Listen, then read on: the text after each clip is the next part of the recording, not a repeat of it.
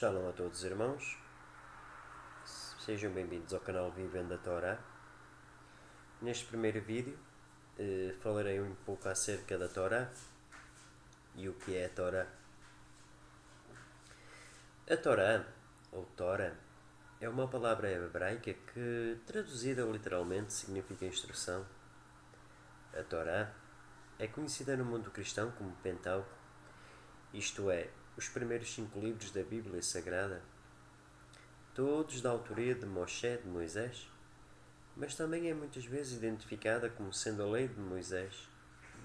No entanto, o seu significado mais profundo está especificado na tradução literal da palavra Torá, que, como já foi dito, significa instrução. Mais do que a lei de Moisés, é a lei de Deus, pois Moisés foi apenas o intermediário da mensagem. Na Torá está a instrução de Deus para todo o homem, ou seja, é o manual de instruções, o código de conduta, para todo aquele que deseja servir ao Eterno Todo-Poderoso.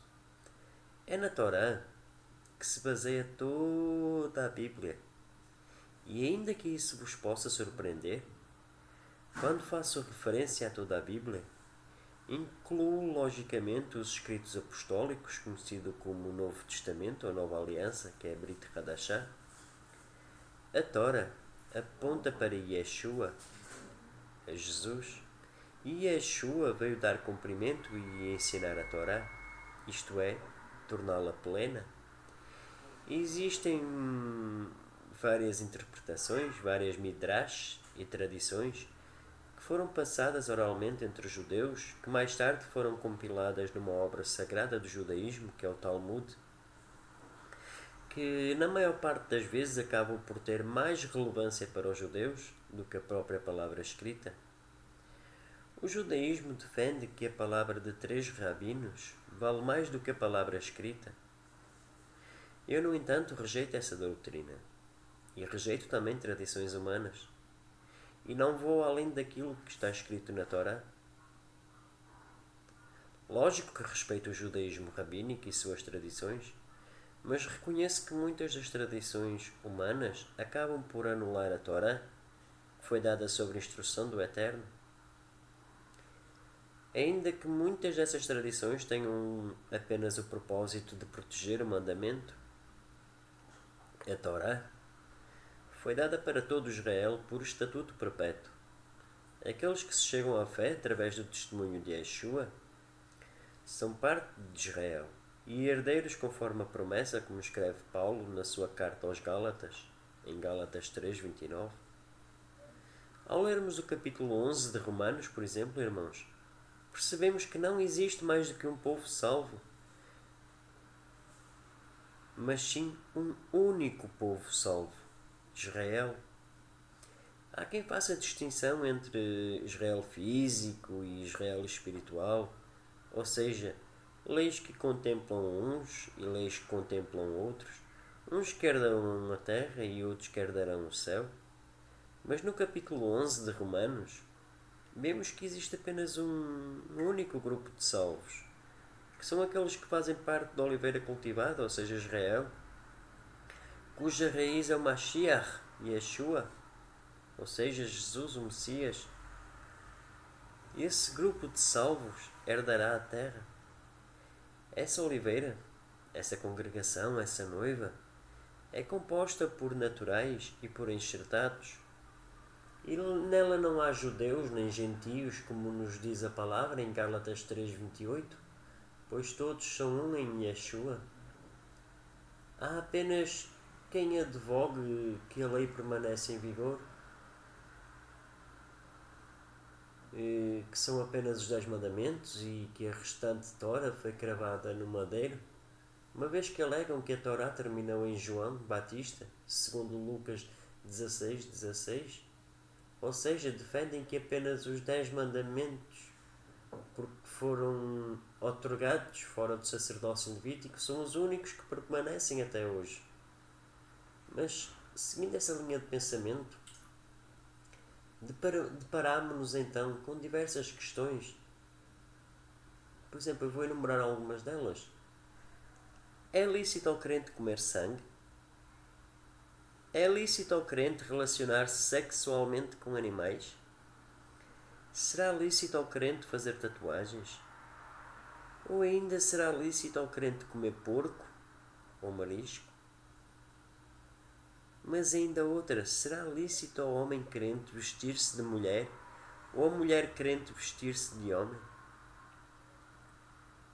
Irmãos, as respostas são tão óbvias que às vezes até se tornam desnecessárias. Mas todas estas e tantas outras restrições não são contempladas nos 10 mandamentos, mas são na verdade instruções da Torá. Em Gênesis 9:4, em Levítico 18:23, em Levítico 19:28, em Deuteronômio 14:8.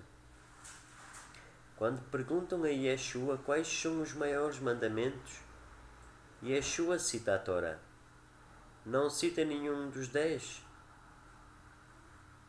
Yeshua cita Levítico 19:18 e cita Deuteronômio 6, do versículo 4 e 5. Os 10 mandamentos são apenas um resumo da instrução, pois a Torá não é da autoria de Moshe, de Moisés. Ela foi dada por Deus a Moshe, e este escreveu em rolos o que Deus lhe transmitiu, segundo Malaquias 4:4. Como se pode então dizer que a Torá são mandamentos de homens, irmãos? Existem várias tradições, como eu já disse, que foram acrescentadas pelos rabinos ao longo dos anos. E algumas, até certo ponto, podem ser positivas na medida em que protegem o mandamento. Mas muitas vezes nem sempre o são. Além do facto de Deus ter dado uma instrução precisa para não acrescentar nem diminuir nada à sua palavra. Esses acrescentos é que são, na verdade, mandamentos de homens, mas nunca a Torá. Yeshua, ou Jesus, como muitos irmãos conhecem, nos relatos de Mateus 15 e Marcos 7, mostra exatamente a diferença entre mandamento de homens e mandamentos do Eterno, de Deus. A questão que é debatida nestes textos diz respeito à obrigação de lavar as mãos antes de comer, mas tal mandamento tem origem na tradição dos anciãos, segundo Marcos 7, versículo 3, não na Torá. E Yeshua censurou exatamente esse facto. Os judeus da época eram tão zelosos com as tradições humanas que acabavam por descurar na instrução do Eterno, como vemos em Mateus 15, do versículo 1 ao 9, ou até em Marcos 7, do versículo 6 ao versículo 13. Então, se aqueles que defendem que os 10 mandamentos são um resumo de 2 mandamentos que Yeshua identificou como sendo o amor a Deus e o amor ao próximo, então, por que é que tem tanta dificuldade em aceitar que os 10 mandamentos são um resumo da Torá? Ou seja, 2 mandamentos desdobram-se em 10, e os 10 desdobram-se em toda a instrução do Eterno, ou seja, na Torá. Curiosamente, os 2 primeiros mandamentos que Yeshua cita não constam entre os 10. Yeshua identifica-os citando a Torá, Deuteronômio 6, versículos 4 e 5, Levítico 19, versículo 18.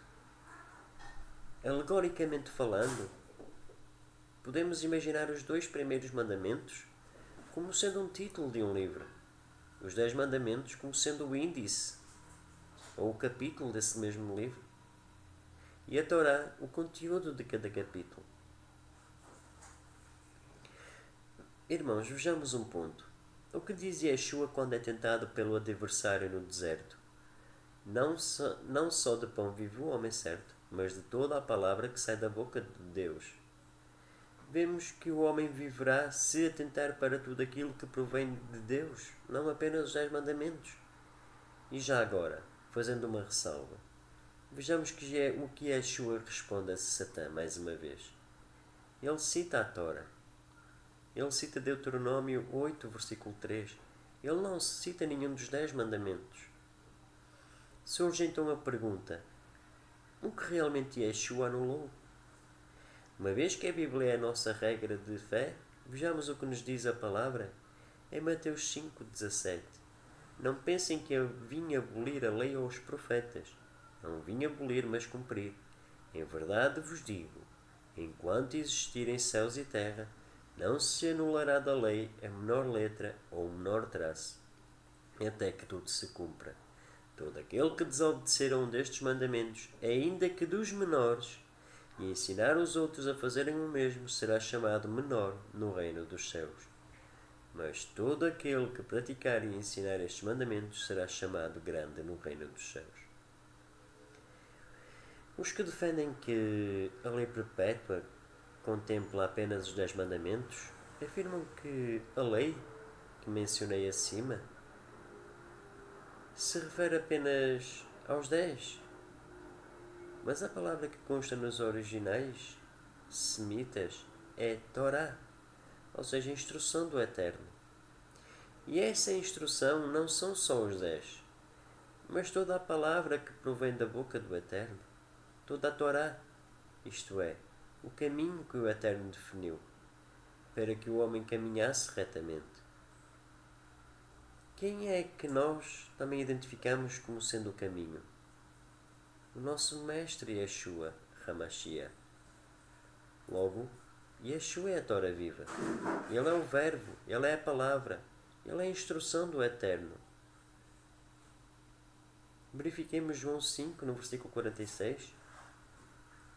No entanto, há algo que nós não fazemos mais, que são os sacrifícios de animais para a expiação do pecado. Mas porquê?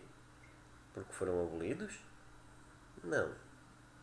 Tudo vigora enquanto existir o céu e a terra.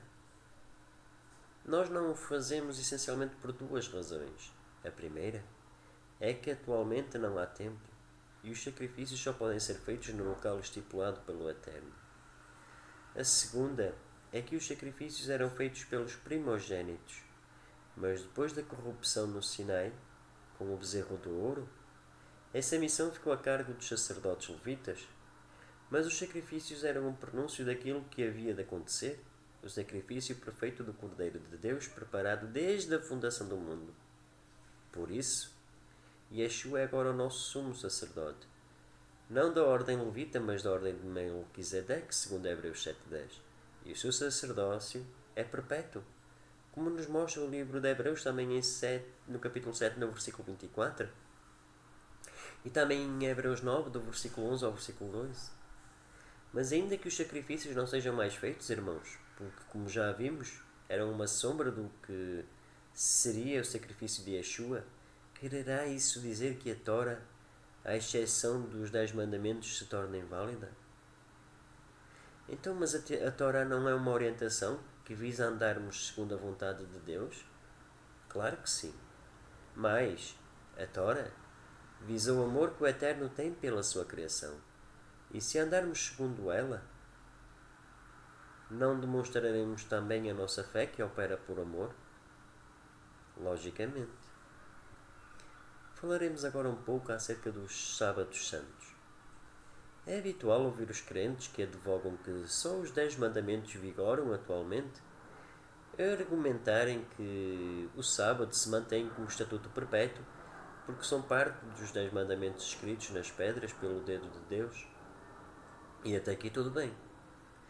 Estou 100% de acordo, irmãos, pois o sábado foi dado como estatuto perpétuo para todo Israel. No entanto, esses mesmos defensores acérrimos do sábado paradoxalmente ignoram os outros sábados. E os irmãos perguntam: que outros sábados? Bem, irmãos, as solenidades anuais, os tempos apontados por Deus, que também foram dados a Israel por estatuto perpétuo.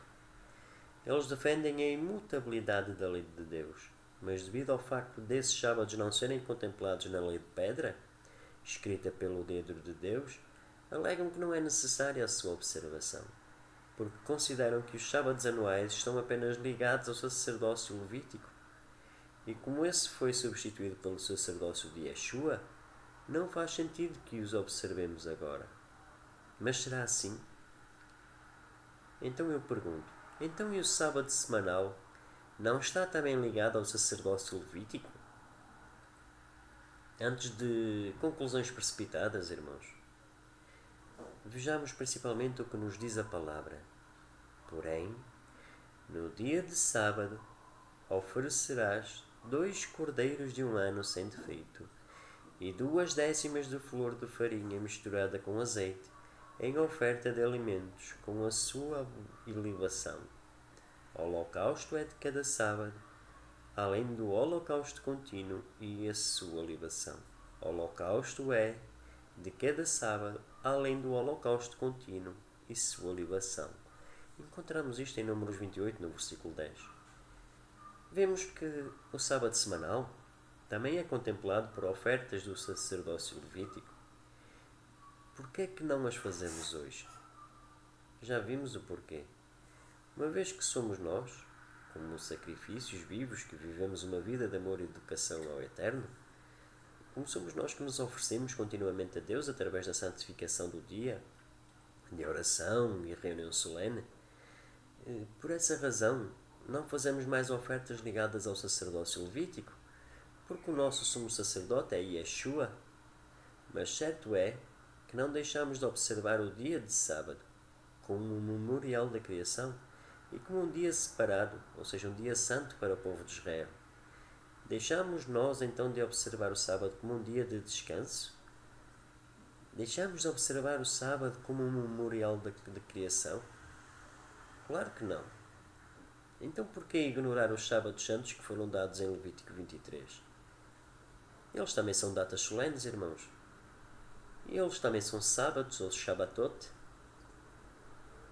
É lógico que não façamos mais os sacrifícios de animais pelas razões que eu já referi, mas claramente devemos observá-los como dias solenes que foram dados por estatuto perpétuo a todo Israel, e esses dias revelam-nos o plano de salvação de Deus para todo aquele que se volta para Ele e que aceita o testemunho de Yeshua. O Eterno, nosso Deus, não pretende que vivamos na ignorância relativamente ao seu plano, e como tal deu-nos dias representativos de cada etapa do seu plano. Os dias santos do Eterno são representados por colheitas, logo são distribuídas ao longo do ano agrícola na terra de Israel. A colheita da cevada, representada por Yeshua como as primícias, a colheita do trigo em representação dos santos, sobre os quais foi derramado o Espírito de Santidade na festa das semanas, ou seja, de Pentecostes, e a colheita dos frutos da época representa a colheita geral da humanidade na festa das cabanas ou tabernáculos. Não ignoremos isso, irmãos. São 8 dias santos que nos foram dados como sábados, descanso, como reunião solene. Um a ser observado semanalmente e a 7 a serem observados anualmente. Como solenidade semanal, temos o sábado, de Levítico 23:3. Como solenidades anuais, irmãos, temos o primeiro dia dos ázimos, em Levítico 23:6, o sétimo dia dos pães ázimos, em Levítico 23, no versículo 8, o Pentecostes, ou festa das semanas, Shavuot, em Levítico 23, versículo 21, o dia das trombetas, em Levítico 23, versículo 24, o dia da expiação, em Levítico 23, no versículo 27, o primeiro dia da festa das cabanas, ou tabernáculos, em Levítico 23, no versículo 34 e 35, o último grande dia, ou o 8º dia da festa das cabanas, em Levítico 23, no versículo 39. Agora vejamos, irmãos, se eles defendem que Yeshua anulou no madeiro aquela que muitos chamam lei cerimonial, eu pergunto: entendem por lei cerimonial apenas os sacrifícios de animais e as ofertas queimadas? Ou toda a Tora, à exceção dos 10 mandamentos? Curioso é que a Bíblia não faz nunca menção a uma pertença à lei moral ou cerimonial. Apenas diz que há uma instrução, lei, Tora, para a qual o homem deverá atentar. As únicas distinções que a Bíblia aponta no que diz respeito à lei são a lei de Deus, o caminho, a verdade e a vida, que é Yeshua, a lei do pecado, que leva à morte, e as obras da lei, mandamentos de homens que foram acrescentados, ou seja, os legalismos da lei. Destas, a que foi cravada na cruz definitivamente foi a lei do pecado que falava contra nós, nunca a lei de Deus. Então os sacrifícios foram abolidos? Não. O sacerdócio de Yeshua, que é perfeito, é também perpétuo. Logo não terminou. Ele continua a ser o nosso sumo sacerdote. Então nada foi abolido e está em vigor. Se com o sacrifício de Yeshua deixasse de ser necessária a observação das solenidades do Eterno, do Levítico 23, a gente se depararia com a pergunta: o que faziam os seguidores de Yeshua, judeus e gentios, não é? Reunir-se solenemente no dia de Pentecostes, pouco antes de receberem o Espírito Santo. Lemos que Yeshua advertiu os seus discípulos para que não se afastassem de Jerusalém, pois receberiam em breve o dom do Espírito Santo. Segundo Atos, no capítulo 1, versículo 4. Mas não vemos nenhuma indicação específica que tal milagre ocorreria no dia de Pentecostes. No entanto, lemos que os seguidores de Yeshua estavam juntos em reunião solene nesse dia. Então a observância das festas solenes não tinha sido abolida? Vemos que não. Mantinha-se mesmo após a morte de Yeshua. Vou citar alguns exemplos da observância das solenidades do Eterno após o ministério de Yeshua, irmãos. Vemos Paulo instruir os crentes a celebrarem a festa dos asmos. Paulo diz em 1 Coríntios 5:8: por isso façamos a festa não com o fermento velho, nem com o fermento da maldade e da malícia, mas com os ázimos da sinceridade e da verdade. Vemos Paulo observar o jejum no dia da expiação em Atos 27, no versículo 9. O dia de expiação é no 10º dia do 7º mês do calendário bíblico. Corresponde a uma época do ano em que a navegação das embarcações é desaconselhada devido à turbulência. O dia da expiação sempre foi conhecido pelo dia de jejum. Vemos Paulo a fazer todos os esforços possíveis para estar presente numa destas festas da peregrinação em Jerusalém, no dia de Pentecostes, em Atos 20:16. Há ainda quem não se convença com estes argumentos, alegando que só devemos celebrar a Páscoa e Pentecostes, porque foram as únicas solenidades espiritualizadas por Yeshua. Mas há uma razão lógica para essas solenidades ainda não terem sido espiritualizadas, isto é, ainda não tiveram o seu cumprimento profético. A razão simples é que as solenidades que ainda não tiveram o seu cumprimento profético são sombras da segunda vinda de Yeshua e não da primeira. As solenidades da primavera, Páscoa, primícias, asmos, Pentecostes, já tiveram o seu cumprimento profético durante e logo após o ministério de Yeshua. Páscoa, por exemplo, o cordeiro pascal sacrificado no Êxodo foi representado por Yeshua, a quando do seu sacrifício no madeiro. O sangue de Yeshua livra-nos da morte, da mesma forma que o sangue do cordeiro, colocado nas ombreiras das portas dos filhos de Israel, os livrou da passagem do anjo da morte pelo Egito. A festa de Asmos, os israelitas deixaram o Egito, ou seja, o pecado, e na azafama da saída, os pães não tiveram tempo de levedar. O fermento, assim como o Egito, tipifica o pecado. Yeshua limpa o fermento dos nossos corações, como nos diz Paulo em 1 Coríntios, capítulo 5, no versículo 6 ao versículo 8. A festa das primícias. Na festa das primícias, o primeiro molho de cevada ceifado era acenado no ar pelo sumo sacerdote. Yeshua ressuscita ao terceiro dia e sobe ao Pai na manhã do primeiro dia, como representação do molho movido, descendo novamente ainda nesse mesmo dia para se reunir à tarde com os discípulos. A festa de Pentecostes, a segunda colheita anual, neste caso do trigo, é entregue à lei de Moisés. É derramado o Espírito Santo sobre os santos que teriam a missão de espalhar o testemunho de Yeshua pelo mundo. A lei é gravada no coração dos santos. Já as solenidades de outono só terão o seu cumprimento a quando a segunda vinda de Yeshua, o dia das trombetas. Segunda vinda de Yeshua ao toque da sétima e última trombeta. O dia da expiação seremos transformados, ressuscitados incorruptíveis, Segundo 1 Coríntios, no versículo 15, no capítulo 15, versículo 52, perdão. A festa dos tabernáculos, o governo milenar de Yeshua, Rassatã é preso. O oitavo grande dia, a destruição total de Rassatã, os novos céus e a nova terra. Ainda restam dúvidas?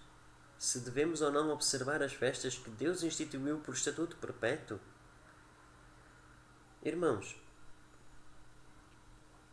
não precisamos que Yeshua nos dê mais provas, nem esperar que Ele espiritualize as outras para que as passemos a observar, porque Deus já nos instruiu a fazê-lo, e também porque se amamos a Yeshua, guardamos a sua instrução, e se guardamos a sua instrução, atentamos para a palavra do Eterno, porque Yeshua veio dar o testemunho do Pai, veio falar aquilo que o Pai lhe ordenou. Segundo João 14, 24. E será que a palavra de Deus muda? Irmãos, vejam Malaquias 3:6. Vejam Tiago 1:17. Vejam 1 de João 2:24. Então, e o que é que ele nos instruía a fazer? Amarás, pois, ao Eterno teu Deus e guardarás as suas ordenanças e os seus estatutos e os seus juízos e os seus mandamentos todos os dias, irmãos. Deuteronômio 11, versículo 1. E sobre as festas, irmãos, o que nos diz? Depois falou Hashem, o Eterno, a Moisés, dizendo: fala aos filhos de Israel e diz-lhe: a solenidade do Eterno que convocareis serão santas convocações. Estas são as minhas solenidades. Levítico 23, versículo 1, versículo 2. Estas são as solenidades do Eterno, as santas convocações que convocareis a seu tempo determinado. Levítico 23, versículo 4. Se a observação das solenidades do Eterno deixa de ser necessária depois do sacrifício de Yeshua, por que é que então algumas denominações cristãs ainda observam a Páscoa e o Pentecostes? Se a observação das solenidades do Eterno deixa de ser necessária, por que é que essas festas serão observadas durante o milénio de Yeshua? Como é que nós sabemos isso? Porque a palavra nos diz, irmãos: e acontecerá que todos os que restarem de todas as nações que vieram contra Jerusalém subirão de ano a ano para adorar o Rei, Hashem dos exércitos, e para celebrarem a festa dos tabernáculos. Zacarias 14, versículo 16. Para terminar, irmãos, deixo-vos um provérbio que resume tudo o que foi dito, que é o seguinte: filho meu, não te esqueças da minha lei, e o teu coração guarda os meus mandamentos. Provérbios, capítulo 2, do versículo 1 ao versículo 5. Até ao próximo vídeo, irmãos.